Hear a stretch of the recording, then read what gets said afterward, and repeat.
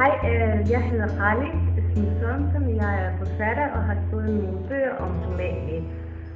Jeg vil gerne læse op et par sider fra min første bog, som hedder Fortæller af Dommedag. Den er udkom 2008 i CDR forlag.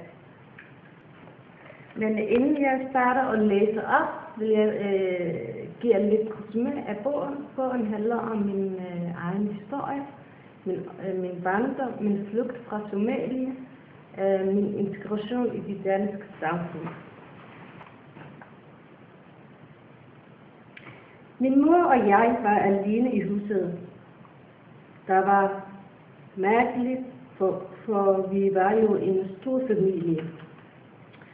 Vi vidste endnu ikke, hvor mine søskende og fætre var henne. Det var forvirrende og ubehageligt at gå rundt i huset uden at høre deres stemmer. Vi tænkte hele tiden på, om der var sket noget. Min onkel vidste, at det var i live. Det er et sted, hvor vi lærer at skyde, så det kan blive parat til at deltage i kampen mod Hawiye-klanen, sagde han. Men det er jo børn, sagde min mor. Hun kunne ikke forstå det, at det børn skal deltage i kamp mod klanen. Det er jo børn. Det er jo børn.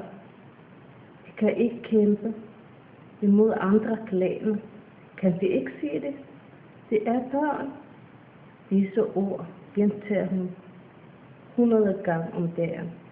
Og hver gang fik jeg et stik i hjertet.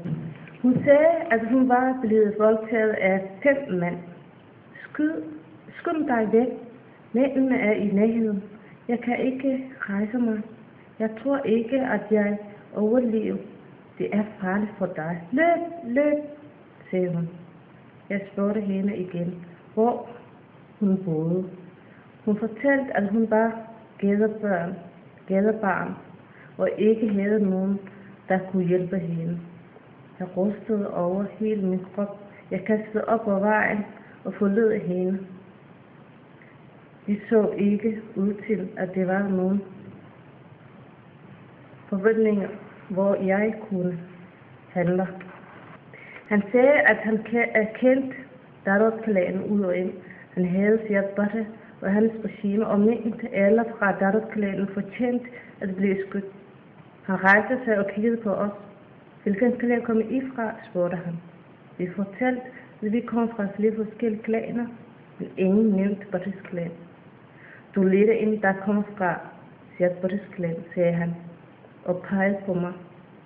Så rejste en ung mand sig, og han tog sit gevær frem og stak løbet ind i min nakke. Han sagde, at han ville skyde mig først, fordi jeg var kvinde, og de ville være synd, hvis jeg skulle overvære, hvordan de andre døde. Jeg lukkede øjnene og ventede på, at han skød mig. Han holdt geværet længere imod min nakke, mens han snakkede med de andre om, hvordan de skulle skyde os. Jeg troede, min sidste time var kommet. Pludselig tog han geværet væk og sagde, at han gerne ville beholde mig for sig selv. Alle grinede og fortsatte med at spise deres mad. Jeg følte mig magteløs, og vi nægtede stadigvæk, at vi kom fra Darod-klanen. Hvilket var det eneste, de var interesseret i at vide. Vi havde aftalt at sige, at vi kommer fra forskellige klaner, i tilfælde af, at en af os bliver genkendt. Vi sad alle og håbede på, at vi kunne få lov til at gå.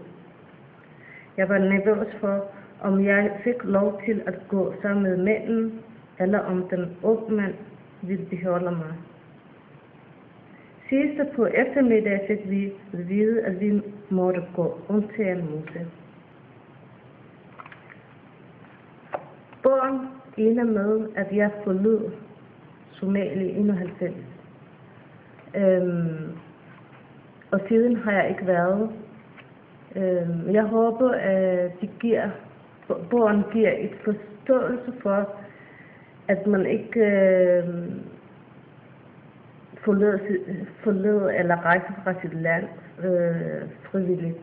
Men jeg håber, at folk kan forstå det, at der var grund til, at mange forfattere og andre forlader deres land på grund af urolighed.